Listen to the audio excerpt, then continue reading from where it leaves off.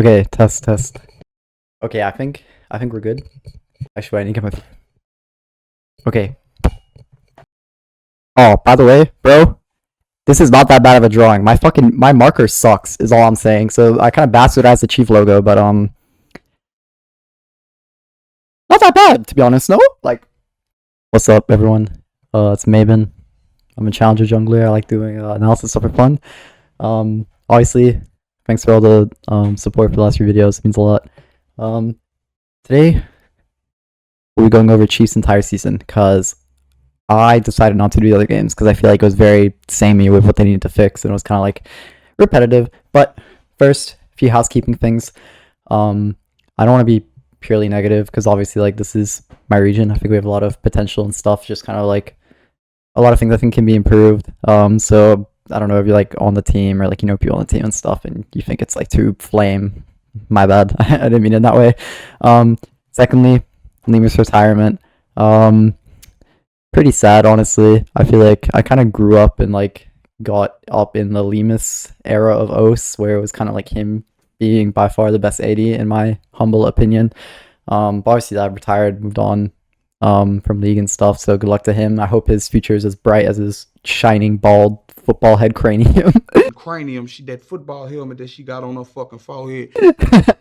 Anyways, yeah, okay, so Chiefs LCP kickoff analysis. Firstly, I kind of just want to start with like, I guess what I thought they looked well in, kind of like they had a few games I think I was quite impressed with, I guess, in terms of like their other kind of forms. So they obviously had that first game, or not the first game, but they had that game with Hui Orn Lee. Sadly, obviously they kind of threw it. Also the MFRL, but I kind of don't give a fuck about those champs. I mean, they threw it, but I think they looked really strong in this game. I think the Hui just kind of fills that archetype of like a controlling mid laner where it's like you have a lot of agency in the game. I think it's very theme agnostic and work a lot of different things. Lee Sin gives you a lot of like agency in the game. It's just kind of like an AD jungler like Shinza, Viego, stuff like that. Obviously like a bit different in how it wants to do stuff. It's very kind of like pick reliant, and like obviously I think a lot of the champ is kind of preying on people's mistakes, but that's kind of why you put it around a lot of CC, like the Hui Orn Rel. You have a good time with Lee, and they had a good time as well. Obviously through the game, but like it's kind of like unlucky, to be honest. I don't think you can really like do much other than say, oh, you shouldn't do this in that moment or whatever. It's kind of like not a big deal in my opinion. And then another game they had, obviously the Shin, Sion, Victor, and then I think it was Callista, Renata, and my pen's already dying, but you know, you can hear me good enough. So yeah, I think this game also, I honestly don't think they played it that well. Like, I feel like they played it kind of ass compared to what the comp actually should do, which is kind of zone of control and like getting your Shinzao to push out Victor and get moving the river and stuff, like 545 timer and all that for Dragon Take or Grubs Take, because obviously both I think are quite good this game. But you know, like I think this draft is just like a major like win. It kind of gave them the theme of what you need to do to win, which I think is something they kind of struggle with. I feel like from watching the games, a lot of it is just kind of like, oh guys, like trust me, like Akali is the pick here, it's crazy, or like trust me, Viego's the pick here, or trust me, Varus is the pick here. So I feel like if you watch a lot of Chiefs games, you kind of notice like, oh, it was just a lot of like fucking random Varus angles, random Viego angles, and random like Akali fucking, you know, whatever angles, and like Vi is kind of like in there as well a little bit. And like, why are these champs kind of bad? I mean, they're not bad, right? Like I think these champs, like Varus honestly is quite strong, Viego can be strong, Akali can be strong, but it's very conditional, which is the main theme. That I think Chiefs kind of over-indexed into a lot of games. I think they had a lot of games that they just made really, really hard for themselves because they had damage that was purely reliant on like either one guy getting a good combo off so they can all combo, or kind of no one really had a good engage because like they would just get counterpicked Braum or whatever, and then they couldn't really go in. And then like Viego's useless, for example, because Viego wants to be follow-up, he doesn't want to engage. He kind of just wants to win the fight after that first pick with a repossess. Varus, obviously, he has two modes, but I feel like the lethality is quite inferior. You kind of just want to be playing him on hit, in my opinion. But, you know, it's also quite conditional damage, in my opinion. Akali also quite conditional damage, and also can be hard punished in lane. For example, like they would have games where the jungler would come early to the Akali lane, or support would come early to the Akali lane after being pushed out or something by Victor or whatever. And then that kind of made the game unplayable for Akali. So yeah, I feel like these kind of champs were not very good for them at all. But I think it's not really the champs. It's kind of more like a emblematic, bigger theme. I think they weren't drafting with a theme in mind for their comp, which I think makes the game a lot easier. Because I think people would be quite inclined to kind of say, oh, like, Maven, it's just a team, like, it's a player gap, bro. They fucking were in the Ost trenches or whatever. They can't play against fucking Taiwan or Vietnam or whatever. But I think that's kind of fake. I think you could do a lot of different things for the Chiefs roster before you end up blaming player skill or player level or anything like that. I think it's quite redundant. You shouldn't take those like arguments that seriously, to be honest. But yeah, I feel like gameplay stuff kind of all stems from draft, in my opinion. Obviously, you do just have games where you play like shit, even with a good draft.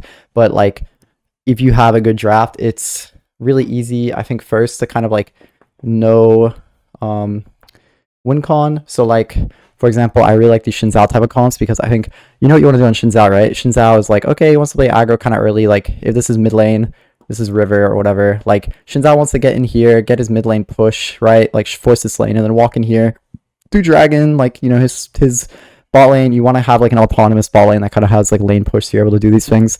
And then, you know, you feel really good about the game. You're kind of like happy with that like state and everything.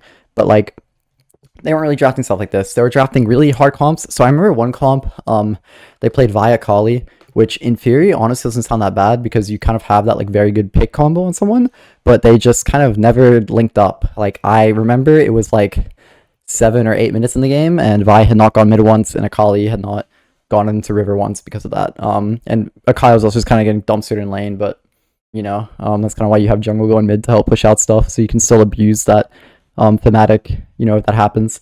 But yeah, I feel like they were quite befuddled in the draft, and I don't know, I feel like it might have just been a thing of they had good scrim win rates on these champs, because these champs are kind of like, they're kind of noob stompy.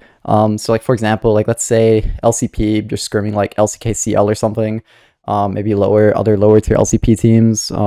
I don't know like who else, to be honest, because I'm not in the team, or I'm not really like in the LCP, so I don't know what their scrim partners look like. But like, if you're scrimming certain teams, like, okay, you go the Varus Viego Kali and like you just kind of flip a fight early game and you win it, like these champs feel really nice because you can kind of snowball pretty effectively into most comps, right? So I think that kind of gave them maybe a wrong meta read on stuff. And obviously, like, I think drafts were quite player led to an extent. It's something I kind of reflected on quite a bit. I feel like a lot of my kind of initial analysis was like the coach picking these things, but I think definitely it was more so player kind of led stuff. People were like, I want to play like Varus this game, I want to play Viego this game, I want to play Kali this game, you know, I want to play Rel, I want to play House, like whatever, right? I feel like only really Bio had the kind of like, I guess, discipline to not just ego stuff. And I'll get into Bio later as well. I kind of do want to talk about him specifically. I think he's quite good. And there's hope for the O's region for him. But yeah, I feel like definitely it was quite like player-led stuff. Obviously, I think it's kind of on the coach to try to like temper these flames, but I don't really know what's going on in the locker room and stuff like that. So I'm not gonna like harp on it too long. So yeah, definitely though, player-led stuff, because I do remember first Talon game, it's LCP debut. You guys kind of want to be bringing your best against what is power ranked to be one of the better teams in the league. Going in, I honestly thought Vikings would be the best team in the league, and I think they're kind of showing that. I really like Vikings, but I'm a bit biased, to be honest. I like Vietnam a lot. Same with Gam, but yeah, you're kind of going into the league, best team on paper for a lot of people, and then I don't think they really showed anything game plan wise, prep wise. Not to say they didn't prep, but I just think on the draft stage and maybe on stage in general, they kind of fell apart. And I think from that moment, I kind of was dooming. I was in doomer alert. There's obviously a degree of like, oh, they can kind of clutch it up and everything. But yeah, obviously didn't happen, but unlucky, to be honest. I don't want to harp on it too long. So yeah, another thing is, I guess we could talk about Bao Panther now. I think Bao Panther is probably like a top like 3-4 in LCP, and that's like a very competitive top lane role. Like I think a lot of the top laners in LCP are really strong. Like I think the best is Kiaya. Obviously, right?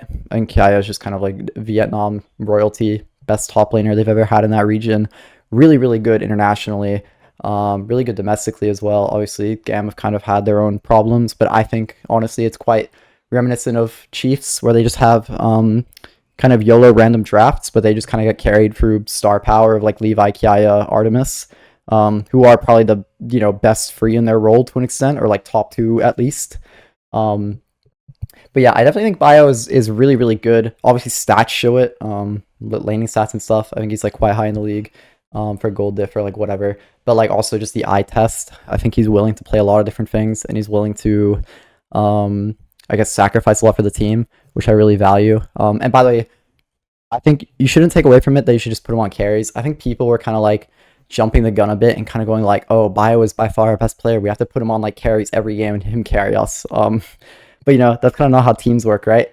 It's kind of more like you need to adjust your draft plan around Bio being a really, really strong lane swap player and a really, really strong weak side player, really, really strong tank player. I mean, he can play everything, right? Like you will have drafts where Bio's on a carry, like like you're never not putting him on a carry, but it's kind of like you don't want to index into just having him on a carry on every game, so that makes your game plan very obvious, especially to these teams that are really good at game planning, like CFO, Talon, Vikings, top 3 in the league for a reason, right? But yeah, I definitely think Bio, definitely a shining ray of light for us. And then yeah, let me go check my notes. This will be a cut. Another thing about drafting as well. I kind of said it before, but I feel like the thematics of the draft matter more than the champs themselves. So obviously, like, I think a lot of people kind of assume like, oh, there's just kind of like, I don't know, let's say there's like fucking top, jungle, mid, AD, support, and there's like, oh, there's like a really clear 1, 2, 3, 4, and you kind of just cycle through these. And then you might do like, okay, like we need a good mid jungle combo, we need a good jungle support combo, and then these guys are kind of autonomous, and like you just have them fill for the team comp. I don't mean that's not true, to be honest. I think it kind of more comes holistically. I think you kind of want to have a comp that, firstly, it's very obvious for you how to win, and it's really easy to do that. Because I think drafting is not really about the champs themselves. It's more like how do you force the will you want, the kind of game plan. Like, let's say you look at a team and they're really weak mid lane, they're really weak like on rotations and stuff, and it's like, okay, I want to play a Shinza, I want to play a Syndra, I want to play this mid 2v2 really strong combo, push him out, get in river, have better rotations than him, have better timers, have better tempo, and then just kind of dumpster over them. Or it's like, oh, this guy fucking, I don't know, does some other shit. Like, you kind of get the point, right? Like, you want to draft to abuse the enemy's weakness. And obviously in draft that'll change. So like, if they pick like fucking like, kind of running out of space, low-key. If they pick like Sedge or something, you'll go like, oh, okay, melee shit. Or it's like Sedge Corki.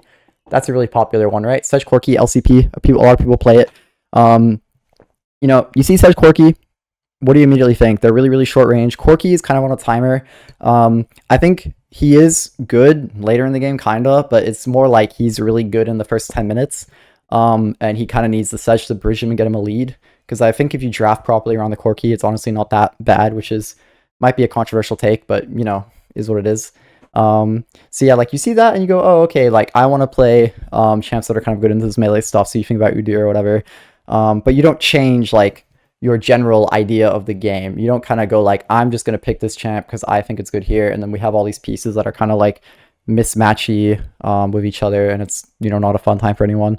So yeah, I think Chiefs definitely needed to kind of like find their own identity. More so in the league, I think they were kind of just picking stuff they worked in scrims for them. These kind of feel good like dopamine champs.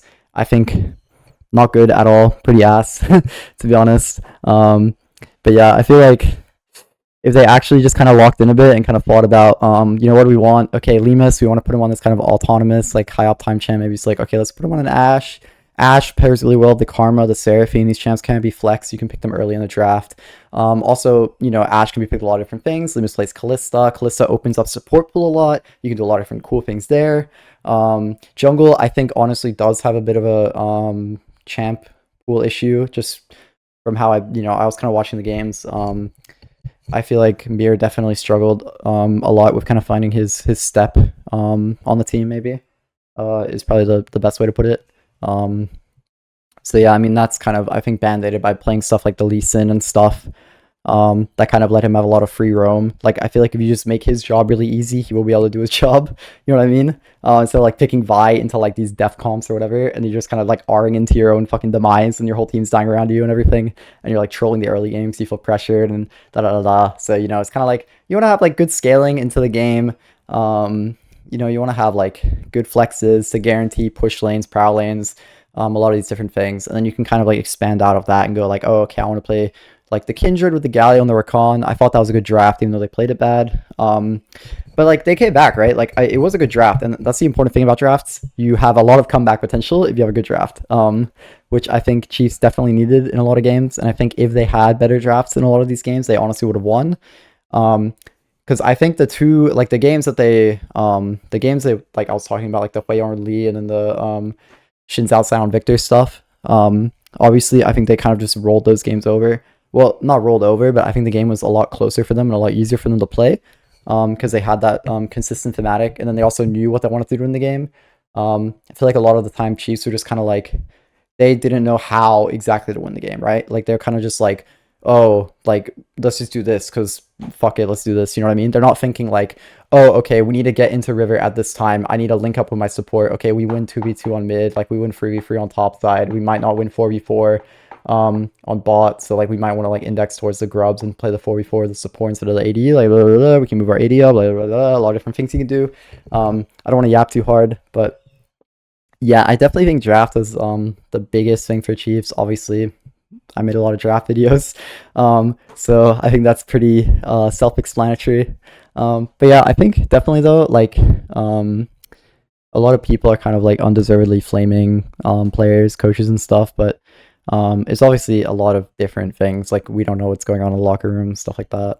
But I definitely think like Jimmy isn't as bad as he was this split. I think Lemus is quite good, although he did sadly retire. Biopamper I think did look quite good, and Shodi was quite good. Mir Luan I think struggled quite a bit, to be honest, but I don't know like the reasons why, so I won't like dwell on it too much. I don't want to like just call them like shit or whatever, you know what I mean? But I definitely think they're kind of like struggling a bit in the games. But I mean, yeah, like I think that kind of outlines my main philosophy about it. And going into next split is something I also want to talk about. So yeah, I guess going into next split, I'll kind of talk about like maybe what I want to see, like stuff like that, and then you know, transition. Okay, nice, cool transition. So yeah, going to the next split, I think some really important things to note. If you guys haven't seen, Poltron said on Twitter, who's the head coach, he definitely wanted to go all in for this split, and he said that if they didn't make playoffs, you know, he would retire from League when he, you know, obviously was planning to have a lot more time in the game. Which I just want to come out and say I do respect the sentiment he has. I think he really cares to win. I don't think people should ever say he like doesn't want to win or you know he's like doing whatever. I just think there's already a lot of stuff going on in Chiefs. And obviously I wish my best of luck to him. If you need a remote analysis, I am an analyst. Jesus Christ. Yeah. Okay. Maybe not if I can't fucking speak English, but you know, I'll do it for free, bro. Is all I'm saying. That sounds like fun. Honestly, I want us to win, but yeah, that's kind of why I make these videos. So yeah, he said he would actually retire. So I think he definitely has that fire under him. And something obviously I was thinking about going into the season was how would Chiefs and also like a lot of their Oregon staff kind of translate into the LCP, because I think traditionally OS has kind of been like a 2-team region, at least like from when I started watching. It was kind of just ground zero bliss, you know, and then like Chiefs don't exist or whatever, right? But like it's kind of like I think when you go from a 2-team region and then all the other teams are kind of like amateur teams and like people are just getting on teams because like yada yada yada blah blah blah. Don't want to get into it, but you know what I mean. Like with those 2 teams that are like professionally playing like the game fully, I think it's quite hard to kind of adjust to a full league of that. And then people obviously like you'll say like, oh, they have better practice or whatever over time, but you know, I think that only matters in the current like you know early stages of that. I think you can obviously kind of like start to pace up with them if you do stuff right. But yeah, I think kind of what do I want to see going into split 2 here. Obviously I think I want to see kind of like reevaluation of draft stuff. So what does that mean? Kind of maybe like more like thematic, like consistency, kind of like stuff like maybe like kind of like less like random ass picks, but it's kind of thematic consistency, right? Maybe that's what we use, thematic consistency. I want to see them kind of be like, this is our win comp, or this is our win con for this game. This is the draft we're going to do it. We're going to do these things. Like I want to see like, okay, this timer jungles in mid moving out the river, or like this timer jungles on top lane moving like them out, jungles like linking up with support to get an invade off of mid. Like I want to see like game plan stuff. I don't want to see like this kind of like going with the flow kind of gamey stuff, because I don't think it works that well for them. I want to see like a lot more robust of a game plan. Also, like from draft, I want to see way more flexes. And I'm kind of a flex salesman, but I do think they're really important. I feel like we've seen also a lot in league, like other leagues. So it's not just kind of me yapping. This is demonstrable. Flex is really important, and it's kind of like, oh, why are flexes important, right? It's kind of just like, oh, you can flex a champ here and here, but a lot of flexes guarantee that you will have a pushing lane, a prio lane, which is really important for these kind of like thematic comps where it's like the Shinzao or whatever, or like, oh, okay, you want to play Lilia, or something like that, like Lilia. I think Zyra's kind of mid, to be honest, but you could like, it works the same with Zyra and like all that. Yeah, there's a lot of interesting stuff you can do. So obviously I kind of have my opinion on the game, which has been influenced by like my coaches and stuff. So like you can talk about like Karma, Shen, Seraphine, kind of. It's a bit of a question mark. There obviously are like Poppy, maybe like the Maokai, and also flexes will gain exponential value in Fearless. So I think it's a really good thing to kind of like practice and have. And also all of these champs that are flexed, you're not just flexing them, they're also just like really strong in the game. Like they're just power level wise really strong, and they kind of do what you want to do in a lot of different drafts. So they're kind of like autonomous. Like the Karma is quite autonomous, the Maokai is quite autonomous. Shen, depending on role, will do different things, which I think is nice. Seraphine's quite autonomous. Poppy, depends obviously, but it is just quite a nice fitting piece. I don't think you B1 the Poppy, by the way. It's kind of just like a later flex kind of thing. But yeah, definitely I'd like to see way more flexes. A lot more like game plan stuff, game plan reliant stuff. I think I don't want to get too into it, obviously, because I think Vikings is still in playoffs. I don't want to leak anything, or not leak anything, but I don't want to like kind of reveal a lot of stuff in case. But game planning stuff is really important. Obviously, talked about it a bit. I do think I really want to see that. So like, but obviously, I think these two kind of open up game planning, and it opens up the game state, because a lot of people, I think, kind of lazily will just go, oh, they played bad. Like, oh, you can play this fight better, or oh, you can play this fight better.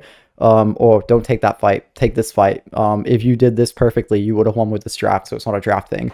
But draft makes the game way easier. Draft lets you play around the game plan dependent on the team, because teams will have different weaknesses based on their own champ pool, their own drafting, their own coaching, how people play, whatever. And you can kind of abuse that with a good draft that makes the game plan easy to follow, clear to follow, which I think is something Chiefs struggled with. And then obviously, like, they do probably need to make some roster changes. Obviously, they need to get an AD. I do want to see an ADC, to be honest, that will have more of like that carry potential. I think, to be honest, people like Biolimus, I think are really good pieces to have around a carry. So you have a carry jungler, a carry mid, and that would slot really nicely. But obviously, I don't think Jimmy and Mir are filling that role. So I think getting a carry ADC. This is kind of like hand wavy, by the way, like carry ADC, like someone that's just like really good, who like will play the game, like high mechanics, like high like farm, like you know what I mean, right? Like that kind of thing, definitely though. So yeah, this is a bit wishy-washy, but I hope you kind of get what I mean.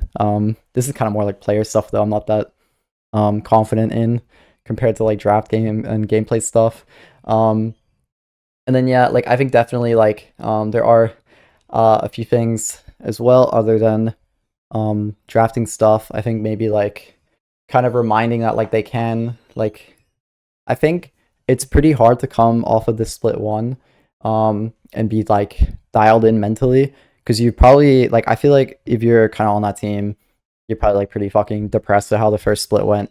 But it's always like you kind of need that like mental reset, and I think kind of like revamping your draft strategy, revamping your game plan, revamping how you do things is really important to kind of getting that mental reset, because you want to show the players and like, you know, kind of I guess yourself as well that there kind of is that change from split one. There is that change in kind of like professionalism maybe, and like like experience has been gained. And you're kind of thinking more about like this sort of stuff, thinking about game plan, all this stuff.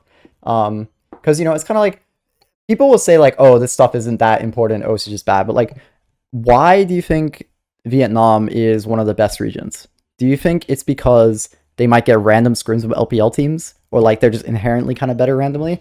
I would say no. I would say it's because if you look at Vietnam historically, they're willing to do a lot of different things. So like you think about, they kind of pioneered like this Galio flex stuff with Galio support, right? They pioneered a lot of the kind of crazy Levi jungle picks. And obviously it takes someone kind of special like a Levi to kind of do these things. But I mean, like, why can't that be OS, right? Like, why can't OS innovate and stuff and then kind of find our own style and our own unique thing, and then our own unique game plans that we use to kind of beat teams? Like, you know, it's like, okay, why did like GAM beat TES? Why did GAM beat TL? It's because they outdrafted, they outprepped these teams, and that's something that you can do regardless of where you're from, right? Like, this isn't just like a fucking like inherent thing where it's like, okay, these guys are just born differently to play League than me, right? Or like raised differently to play League than me. It's like you can game plan for these guys and you can do really cool things. Obviously, which is like, I think I have a lot of respect for Honke and stuff, who is kind of, I think, a pioneer in the Vietnamese scene. And then obviously Levi as well. It's my favorite jungler probably of all time, kind of in psyop, but like I like him a lot. Obviously, like a lot of the historical GAM coaches and stuff. I really like what SOVM's doing. There's like, you know, like there's a lot of different things that kind of go into why Vietnam kind of succeeded as a region, and also like why PCS succeeded as a region, right? Like, you know, Flash Wolves and stuff historically. It's kind of like before my time, a bit of a zoomer, but like if you're an unk, you'll remember Flash Wolves and like Maple being a top 5 mid in the world pretty much. And that's also because, you know, they like had a really strict game plan and they kind of did these motions and these paces, like which I think we're kind of missing. I think we're missing that that discipline in our kind of like game plan, and like maybe that direction in our drafting and our prep and everything. But I mean, like, the good thing is we can change these things, right? Like, this isn't just set in stone. We can pretty easily kind of just go like, okay, what are these guys doing right? What are these guys doing wrong? And obviously, like, I think people kind of have the mind virus of like, we should just copy LCK LPL drafts and that's kind of the end of it. Like, I don't think people realize kind of how much effort goes into coaching these top echelon teams. So like, just like, you know, obviously, like, I'm gonna put Hanke because he's my goat. I'm gonna put Danny. Danny's a really interesting one, by the way. So like, if you think about why Weibo Gaming was able to make Worlds Finals and shit like multiple times, it's because of Danny. So I remember one time, one of my friends, Noble, who was kind of like, we were talking about Worlds and stuff, and he was kind of like, oh, going into this game of Weibo Gaming, they have to do this thing to win, right? Like, I won't say, well, I don't really leak anything. But they, you know, they kind of, this is how they win. This is how you attack Genji or whatever. And then Danny independently did the exact same thing that he said, right? And they almost like won, right? Like, that's pretty lit. Like, you can kind of just like independently come across these things that, you know, these top tier coaches also come across just by thinking about the game in a certain way, and thinking about it in a very game planning way, a very like kind of traditional sports coaching method, right? Like, esports is pretty much just sports. Like, why is it any different? You know what I mean? Like, why can't we just apply the same concepts and the same, you know, things? Like, I think a lot of the best things that have come out of League have come from people applying stuff they've learned from other disciplines and everything to this game, instead of just kind of being trapped in the bubble of, okay, we're an esport, we're not as serious, or like, okay, we just have to copy people who are doing things correctly. It's kind of like, you know, you could copy stuff to an extent. Like in the NFL, you can be like, yeah, okay, I'm gonna run some Bill Belichick plays because he's figured out like the whole thing. But you don't take the whole like Patriots Brady playbook and go like, yeah, okay, man, I'm gonna make fucking like, you know, Derek Carr or whatever play this like playbook. That's a bit stupid. You kind of like take certain plays, stuff that fits, and you understand why is the key thing. I feel like a lot of people just take LCK LPL stuff and don't really understand the why behind why they do things, which is pretty bad, to be honest. But like, you know, we can learn. And I think that's important why we have like good coaches, good role models, so people like Hanke Daney. You can even name like, Keikoma, stuff like that. I think these like are really like kind of legacy coaches that quite clearly know how to do these things properly. And I think gives a lot of hope to like Poltron and I accidentally dropped my pen, but like gives a lot of hope. I hope to like Poltron and Jalal that they can kind of get this stuff going in Split 2. But yeah, I mean, Chief win, Chief fighting. I hope y'all lock in Split 2. I hope y'all do well. I'm wishing nothing but the best. This is just my thoughts, by the way. If you disagree, let me know. I'm honestly pretty nerdy about this shit. So like if you have a different perspective from your own experiences or your own kind of like deduce like answer to stuff, that'd be really interesting to hear. Because obviously I don't think it's like one size fits all kind of thing. There's a lot of different approaches that can make intuitive sense. But yeah, thank you for watching if you stayed this long. Appreciate y'all. Kisses, bye bro fist. Okay, bye bye. Thank you for watching.